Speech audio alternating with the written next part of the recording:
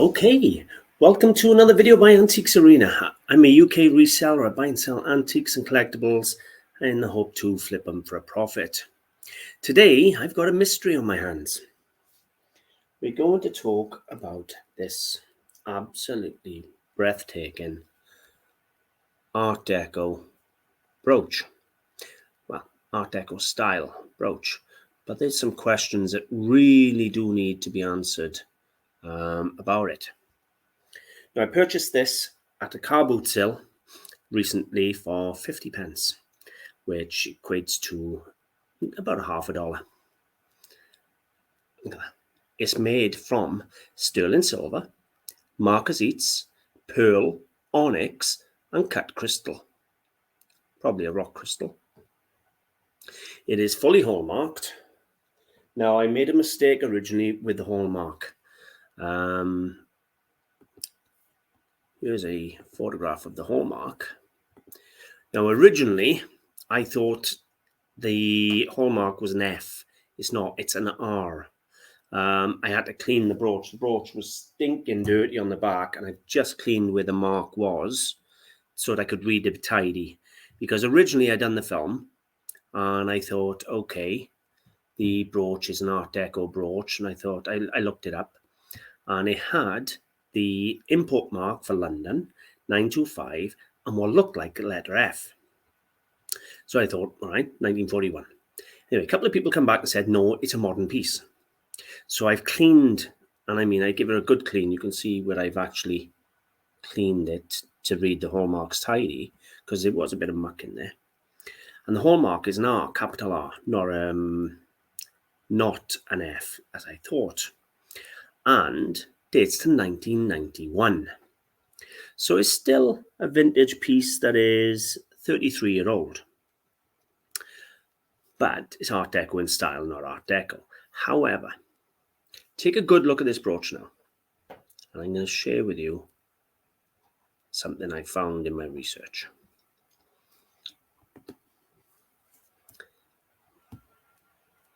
Here is a list or a page of brooches by jewelry family by the name of Ari D Norman, and this the Panther range, which is the Duchess of Windsor range. Now, if you take a look at these brooches, earrings, pendants, cufflinks, everything, they are all, you can clearly see they're the same range. I'm going to zoom in on one or two now and give you a look. There. Now, for an example, here is one with a single panther. You can clearly see that is the same brooch, same maker. There's no difference in that. You can clearly see that. So we then come over to, where is it? Here. So I found the website, and it is the Duchess of Windsor collection. And the Duchess of Windsor was an American lady who came across and married King Edward VIII. Because she was a divorced lady, he then had to abdicate the throne and give his throne up to stay with her. But you had the likes of Cartier and the top brands wanting to impress her, so they made all her jewelry designs, or made jewelry to impress her in the Art Deco period. Anyway, the Ari D Norman family was so inspired by the designs, they've recreated in the manner of the Duchess of Windsor collection. And I believe it's a father and son, but they read it. Her jewelry collection inspired the creation of the Ari D Norman Duchess of Windsor collection, which reflects the original elegance and richness, but at a more affordable price, and brought to life in sterling silver and marquesite panther jewelry. UK manufactured, produced in the UK. Now, I came across and I found this is Ari D Norman. They have their own website. You can buy the brooches off them. And if you come down here, it talks about them.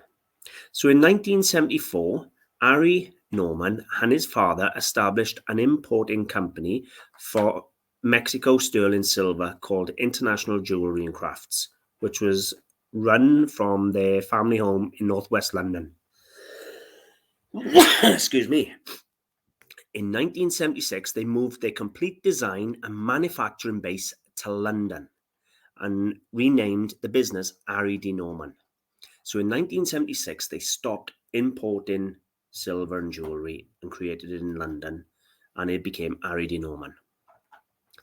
I'm not going to read it all because my reading is absolutely atrocious.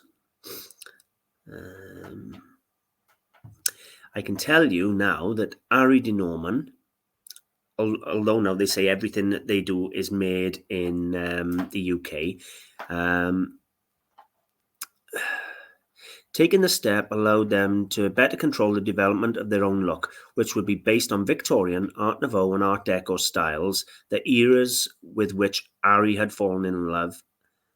An intensive international marketing program was initiated by the company, participating in numerous international trade shows for 15 years that ran Ari D Norman from the family house in London. Then in 1989, they moved to a two-story headquarter building, which was named Argenta House. Anyway, they've been given royal appointment. They're even allowed to put a crown or crest, royal crest on the building because they were given the Royal Coat of Arms approval. When was that? I'm not sure. Anyway, if I come back here, this is the Ari D Norman website, and you can see these are the brooches they actually offer. Now, if I go back to the close-up, this one here, there is a mark on there. Where is the mark? There's the mark. So, there is the 925 stamp, Ari for Ari D Norman, and 1990 with the copyright logo. Now, that's not a stamp mine got. Mine has got the import mark. Let's see if I got mine still there. Mine's got the 925, the import mark, and the date letter 1991. So somebody, somewhere, is either... Well, there's only a couple of questions, really, isn't there? Where are we at? That's my brooch there.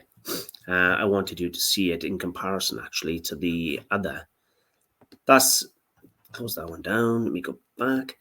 This is the Ari D Norman signed example. That's my example.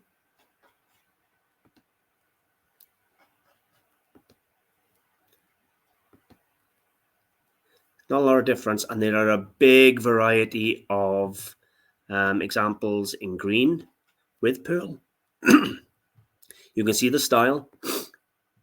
It's quite unmistakable. So, is this somebody who worked with Ari D Norman and copied or done their own design and produced them themselves? Did Ari D Norman take their style from someone else? I don't know. I haven't got the answers. Have they copied their style, their panther style from someone else? I don't know, because they reckon their panther brooches are made in the UK, and that is clearly the same design as what Ari D Norman are using, but I don't have the Ari D Norman name. I have an import name. But the Ari D Norman brooches are pulling hundreds and hundreds of pounds. This one here with the single panther is £326 there. The modern ones, apparently they're all in a limited edition, and the modern ones are still 230, 260, 230, 368 for this one. Yeah, £368 for that one. Pretty mind, but the question is, really, who made this one? Because really, it looks like the Duchess of Windsor collection. So either somebody has copied Ari D Norman, or they haven't been totally truthful saying they've only produced in the UK. Look at that, isn't that beautiful? I've altered my initial description on the website to take into consideration for my mistake on the date. Price-wise, still up where I thought it was. In fact, it's more than what I thought originally. Originally, I thought they were worth 100 to 150. Now seeing people are asking like £350, well, between £250 and £350 for these brooches, I feel more than comfortable with my price. So I don't know what you think. I'd love to hear your opinions. I'm always a conspiracy theorist. This is clearly the same range, without a shadow of a doubt. But it doesn't bear the name, and it isn't made in the UK. So, what do you think? Do you think it's just maybe they were still working abroad and importing brooches in? But then why doesn't it bear the Ari stamp when it's been brought in? Or they copied their Panther range from someone else and didn't do this brooch on purpose, so they weren't done for copyright? Or has somebody copied the Ari D Norman and they didn't put the name on, so they weren't done for copyright? I don't know. I know it's an amazing quality brooch. Absolutely outstanding quality. So, yeah. The reason I've done the video is a few people commented discussing about the brooch. And those ones I showed you on the Ari D Norman site, you can buy now, today. This clearly isn't modern. It's 1991, so it's still 33-year-old. I don't know when Ari D Norman established their Panther range, but if he done it in the 90s, then why isn't this one stamped? So anyway, love to hear what you think. It's also a follow-up for people who were interested in the brooch, so got a bit more history on there. So, yeah. Anyway, it was still a cracking buy at 50p. But I always like a puzzle, and this one just comes with the questions now as to why doesn't it bear the name, and why does it bear an import mark when it's supposed to be made in the UK.